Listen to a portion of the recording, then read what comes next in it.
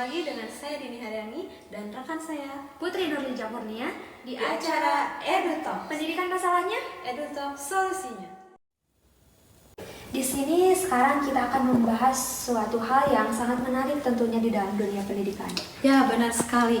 Apalagi kalau bukan kurikulum. Nah, kalau di Indonesia itu sudah berapa kali pergantian sih kurikulum?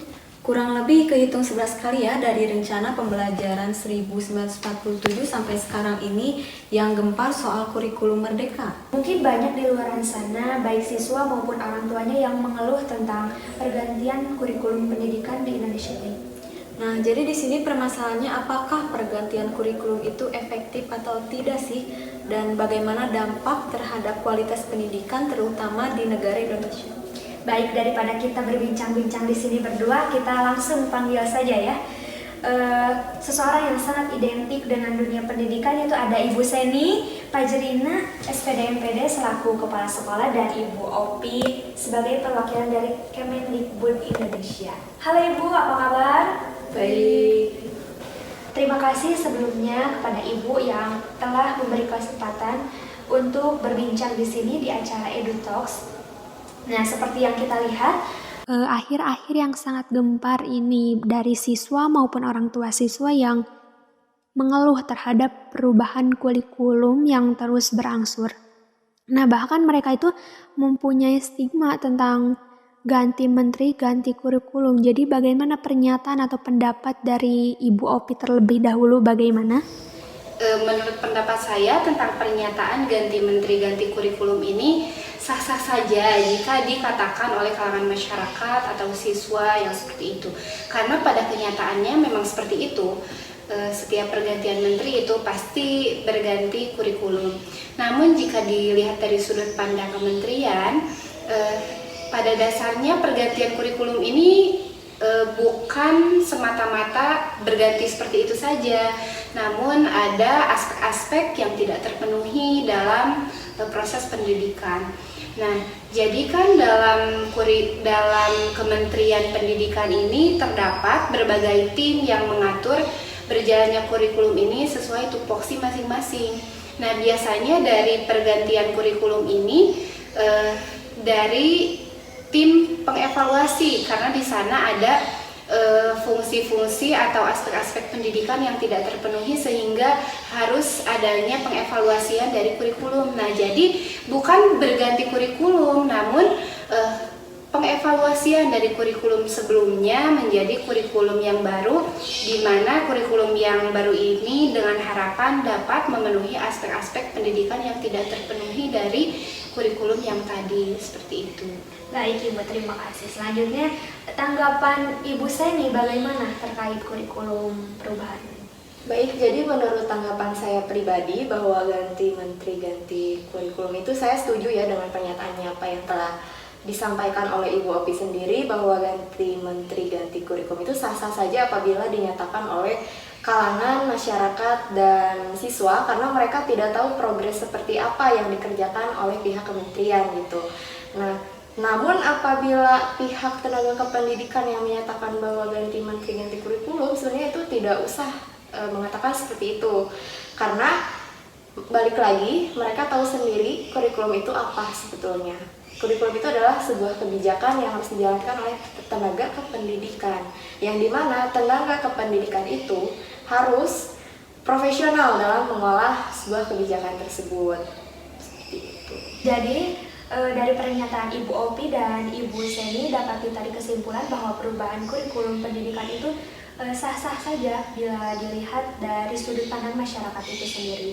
Namun berbeda halnya dengan kementerian, yang dimana kementerian merubah itu tidak semena-mena melakukan, namun adanya evaluasi dari kurikulum sebelumnya ke kurikulum baru yang bertujuan untuk merubah semua aspek-aspek yang ada di kurikulum sebelumnya, seperti itu.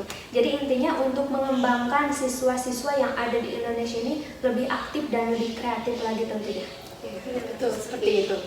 Menurut pernyataan Ibu seperti apa terkait perubahan kurikulum yang telah dilaksanakan atau dilakukan sebanyak 11 kali, namun masih banyak permasalahan-permasalahan yang ada di dunia pendidikan, apakah itu berhubungan atau berdampak pada kualitas pendidikan?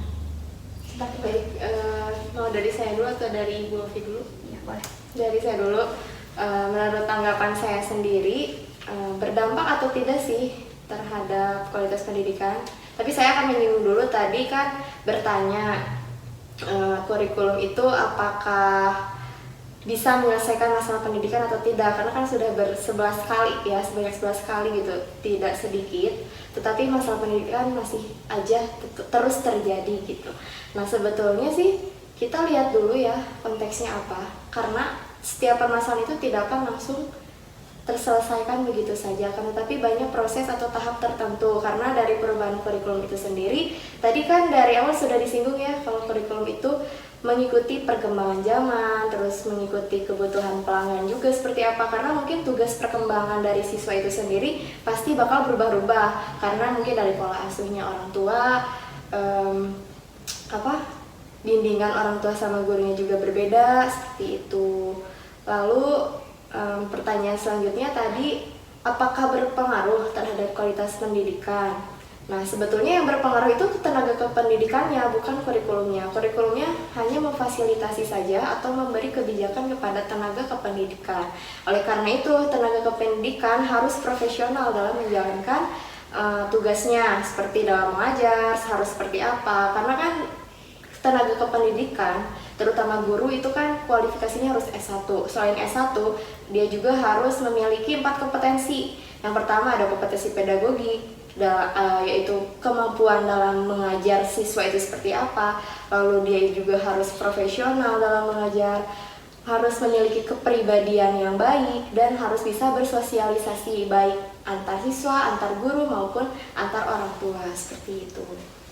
Baik Ibu, selanjutnya bagaimana menurut Ibu Ovi?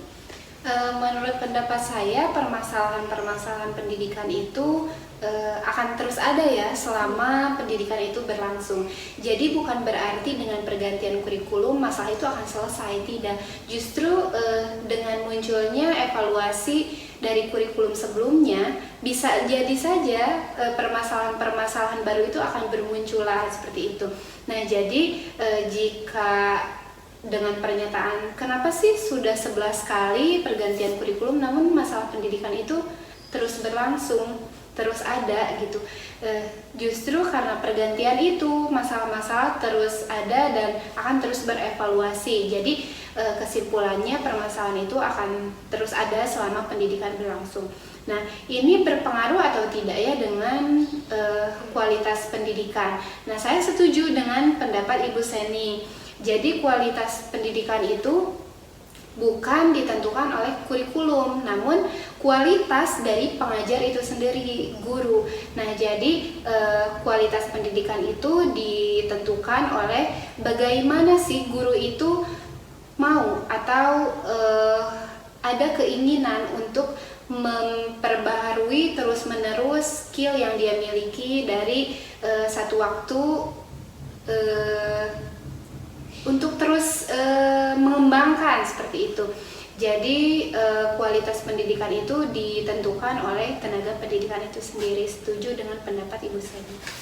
Dari tadi saya menyimak dalam pembahasan ini, terus menyinggung mengenai perubahan kurikulum terhadap kualitas pendidikan. Nah, saya ingin mengetahui pendapat Ibu, apakah efektif atau tidak perubahan kurikulum dalam pendidikan? Mungkin dari saya dulu ya Bu, izin menjawab. Bukan masalah efektif atau tidaknya, akan tetapi saya singgung kembali ini pertanyaan yang tadi sudah dilontarkan, lalu saya menjawab bahwa kurikulum itu yang menentukan adalah tenaga kependidikan. Jadi di sini bukan efektif atau tidak, tapi kembali lagi ke tenaga pendidikannya, apakah sudah berkualitas atau tidak. Kalau misalnya tenaga kependidikannya sudah berkualitas, sudah tentu kurikulum itu dengan adanya perubahan kurikulum sudah tentu efektif dijalankan gitu, apabila tenaga kependidikannya sudah profesional. Akan tetapi akan menjadi tidak efektif apabila tenaga kependidikannya itu tidak menjalankan 4 kompetensi guru yang tadi saya sudah sebutkan sebelumnya. Seperti itu Ibu. Jadi jika menurut saya efektif atau tidaknya perubahan kurikulum di pendidikan ini, ya efektif saja karena pada nyatanya sudah berjalan dari dulu hingga sekarang ini melakukan perubahan-perubahan kurikulum dan efektif saja terlihatnya. Namun jika dilihat dari fungsi kurikulum itu sendiri, melihat ke belakang pada zaman saya sekolah itu, komputer itu diajarkan pada jenjang SMA, sedangkan pada zaman sekarang lihat saja anak-anak usia 2 tahun sudah dengan begitu pandainya mereka memainkan handphone yang diajarkan oleh orang tuanya seperti itu.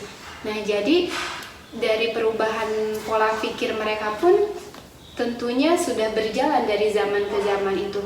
Nah, mungkin jika ditanya cita-citanya seperti apa pada zaman dulu, menjawabnya pilot, polisi, guru.